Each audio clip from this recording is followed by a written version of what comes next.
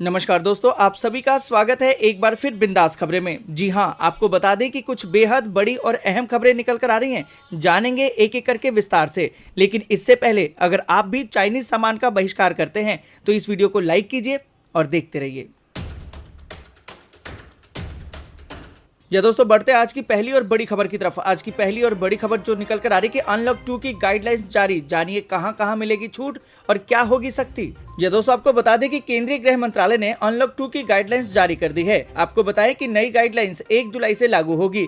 दरअसल अनलॉक 1 की अवधि 30 जून को समाप्त हो रही है। इसी के साथ अनलॉक 2 का ऐलान किया गया है, जिसमें कई गतिविधियों में छूट होगी, लेकिन पाबंदियों के साथ। कंटेनमेंट जोन में सख्ती रहेगी, जबकि कंटेनमेंट जोन से बाहर के इलाकों में छूट दी जाएगी।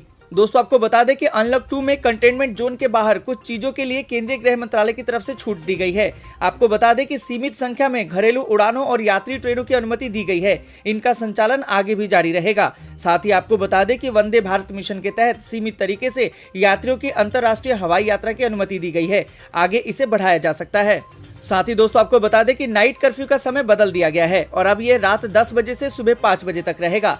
दोस्तों, आपको बता दें कि दुकानों में 5 से ज्यादा लोग जुट सकते हैं, लेकिन इसके लिए सोशल डिस्टेंसिंग का पूरा ख्याल रखना होगा। साथ ही आपको बता दें कि 15 जुलाई से केंद्र और राज्य सरकारों के ट्रेनिंग इंस्टीट्यूट में कामकाज शुरू हो सकता है।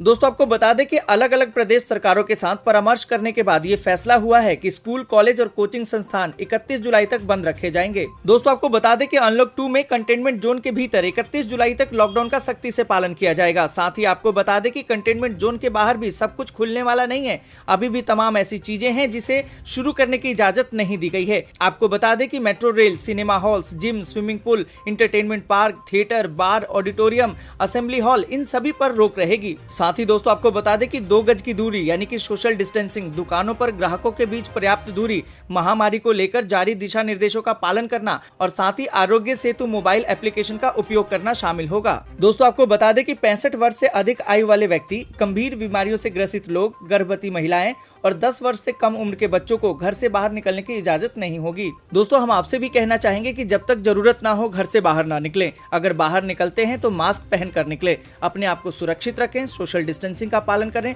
साथ ही दोस्तों, आपको बता दें कि देश में महामारी संक्रमण की स्थिति की समीक्षा करने के बाद इन गतिविधियों को शुरू करने की तारीख का ऐलान किया जाएगा। इसके साथ ही आपको बता दें कि सामाजिक, राजनीतिक, स्पोर्ट्स, मनोरंजन, अकादमिक, सांस्कृतिक, धार्मिक और अन्य कोई जमावड़ा नहीं किया जाएगा। दोस्तों, देश और दुनिया की तमाम बड़ी खबरों को आप तक पहुंचाने में हमारी मेहनत लगती है और आपका एक छोटा सा लाइक हमारी मेहनत का फल होता है। इसलिए इस वीडियो को लाइक और अपने दोस्तों के साथ शेयर करना बिल्कुल ना भूलें। और इसी के साथ बढ़ते हैं अगली बड़ी खबर की तरफ। महामारी की पहली देसी वैक्सीन तैयार, जुलाई में शुरू होगा ह्यूमन ट्रायल। यह दोस्तों, आपको बता दें कि महामारी के गंभीर संकट के बीच एक अच्छी खबर है। ये खबर महामारी के वैक्सीन से जुड़ी हुई है। भारत में महामारी की पहली वैक्सीन कोवैक्सीन तैयार कर ली गई है। इसे भारत बायोटेक ने बनाया है। आपको बता दें कि खुशखबरी की बात यह है कि वैक्सीन को इंसानों पर आजमाने यानी कि ह्यूमन ट्रायल की अनुमति मिल गई है।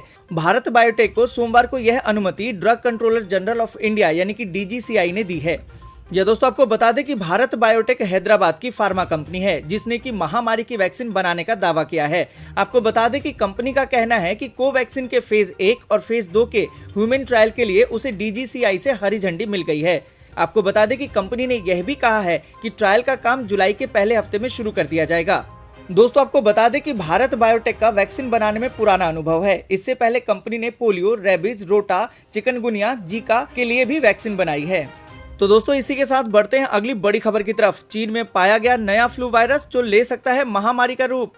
यह दोस्तों, आपको बता दें कि चीन के वैज्ञानिकों ने एक नए फ्लू वायरस का पता लगाया है, जिसमें कि महामारी का रूप लेने की पूरी क्षमता है। नई रिसर्च के मुताबिक नए फ्लू स्ट्रेन, जिसे कि शोधकर्ता G4EA-H1N1 के नाम से पुकार रहे हैं, इसकी पहचान उस वक्त हुई है जब पूरी दुनिया पहले से ही महामारी जैसी खतरनाक बीमारी से जूझ रही है।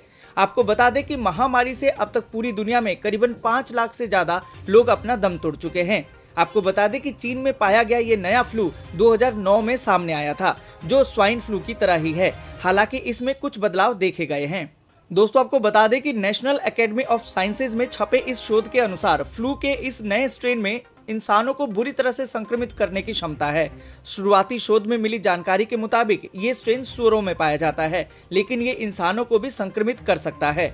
आपको बता दें कि शोधकर्ता इस बात को लेकर बड़ी चिंता में है कि ये वायरस अपना स्वरूप बदल सकता है और एक व्यक्ति से दूसरे व्यक्ति में बेहद आसानी से फैल सकता है और ये महामारी की तरह रूप ले सकता है। दोस्तों, आपको बता दें कि वैज्ञानिकों के अनुसार इस वायरस में भी वही लक्षण हैं जो बताते हैं कि ये इंसानों को भी संक्रमित कर सकता है। इसलिए इस वायरस पर नजर रखना बेहद ही जरूरी है। आपको बता दें कि क्योंकि ये एक नया वायरस है, इसलिए लोगों में इसके प्रति कम या बिल्कुल रोग प्रतिरोधक क्षमता नहीं होगी। दोस्तों, आपको बता दें कि इसके अलावा वैज्ञानिकों का ये भी मानना है कि वायरस के लिए एक टीका विकसित करने के लिए काम शुरू किया जाना चाहिए, क्योंकि वर्तमान फ्लू के टीके इसके खिलाफ सुरक्षा प्रदान नहीं करते हैं। और दोस्तों, इसी के साथ बढ़ते हैं अगली बड़ी खबर की तरफ। WHO ने चीन को दिया है बड़ा झटका। महामारी के पैदा होने की जांच करने आ रही है टीम। या दोस्तों, आपको बता दें कि महामारी के स्रोत का पता लगाने के लिए विश्व स्वास्थ्य संगठन यानी कि WHO अगले सप्ताह अपनी एक टीम चाइना भेजेगा। अभी तक महामारी के स्रोत को लेकर स्पष्ट जानकारी सामने नहीं आ सकी है। दोस्तों, आपको बता दें कि वैज्ञानिकों का अनुमान है कि ये महामारी चीन के वुहान बाजार से आया है, जहां कई प्रजातियों के जानवरों की बिक्री होती है। हालांकि चीन इस दावे को हमेशा ही खारिज करता रहा है। दोस्तों, आपको बता दें कि विश्व स्वास्थ्य संगठन के डायरेक्टर टेड्रोस ने कहा कि महामारी के स्रोत को जानना बेहद जरूरी है। ये विज्ञान है, ये लोगों की सेहत से जुड़ा मामला है। अगर हमें महामारी के बारे में सब कुछ पता चलता है तो हम महामारी से बेहतर तरीके से लड़ पाएंगे। इसके लिए ये जानना भी जरूरी है कि महामारी कैसे आया। दोस्तों, आपको बता दें कि वैज्ञानिकों का अनुमान रहा है कि ये महामारी चीन के वुहान बाजार के जरिए जानवरों से इंसानों में आया। आपको बता दें कि चीन के वुहान में ही दिसंबर 2019 में महामारी का पहला मामला सामने आया था। दोस्तों, यहाँ पर हम आपसे जरूर जानना चाहेंगे कि आपको क्या लगता है कि महामारी की शुरुआत कहाँ पर हुई। आप अपनी राय कमेंट करके जरूर बताएं। और साथ ही हम आपको बता दें कि ये दूसरी बार है कि जब WHO ने चीन में अपना मिशन भेजेगा। इससे पहले जनवरी महीने में भी चीन के स्वास्थ्य अधिकारियों से बातचीत के लिए विश्व स्वास्थ्य संगठन ने एक टीम भेजी थी। आपको बता दें कि विश्व स्वास्थ्य संगठन की जाँच से चीन पर दबाव बढ़ेगा। साथ ही आपको बता दें कि चीन पर यह भी आरोप लगता रहा है कि उसने दुनिया को महामारी के बारे में देर से जानकारी दी है। और दोस्तों, इसी के साथ बढ़ते हैं अगली बड़ी खबर की तरफ। अगली बड़ी खबर जो निकल कर आ रही कि चीन ने हांगकांग को लेकर विवादास्पद राष्ट्रीय सुरक्षा कानून पारित किया। 1 जुलाई से हो सकता है लागू। या दोस्तों, आपको बता दें कि चीनी संसद ने मंगलवार को हांगकांग के लिए विवादास्पद राष्ट्रीय सुरक्षा कानून पारित कर दिया। दुनिया भर में इस कानून के खिलाफ आक्रोश और हांगकांग में विरोध को अनदेखी करते हुए चीन ने ये कदम उठाया है। दुनिया भर के आलोचकों का मानना है कि इस कानून से अर्ध स्वायत्त क्षेत्र में मानवाधिकार पर गंभीर असर पड़ेगा। साउथ चाइना मॉर्निंग पोस्ट यानी कि SPMP के अनुसार national people's congress standing committee द्वारा मंगलवार को अनुमोदित कानून के पूर्व के 10 साल की सीमा के विपरीत जेल में अधिकतम उम्र कैद की सजा का प्रावधान है। यह कानून 1 जुलाई से लागू हो सकता है। दोस्तों, आपको बता दें कि स्थायी समिति के 162 सदस्यों द्वारा सर्वसम्मति से कानून को सुबह 9 बजे शुरू होने वाली बैठक में 15 मिनट के भीतर ही पारित कर दिया गया। आपको बता दें कि हांगकांग के केवल कुछ प्रतिनिधियों ने राष्ट्रीय विधायिका को कानून के मसौदे को पारित होने से पहले देखा। दोस्तों, आपको बता दें कि अब इसका विवरण साझा किया जाएगा और पहली बार कानून को पूरी तरह से जनता के सामने पेश किया जाएगा। दोस्तों, हम ये खबर आपके सामने इसलिए रख रहे हैं कि आप ये देखें कि कैसे चीन दूसरे देशों को अपने कब्जे में लेता है और उस पर हुक्म चलाता है। इस खबर पर आप अपनी राय जरूर बताएं। और दोस्तों, इसी के साथ बढ़ते हैं अगली बड़ी खबर की तरफ। अगली बड़ी खबर जो निकल कर आ रही कि महाराष्ट्र में बिजली ग्राहकों को बड़ी राहत, 3 किस्तों में जमा कर सकते हैं बिजली के बिल को।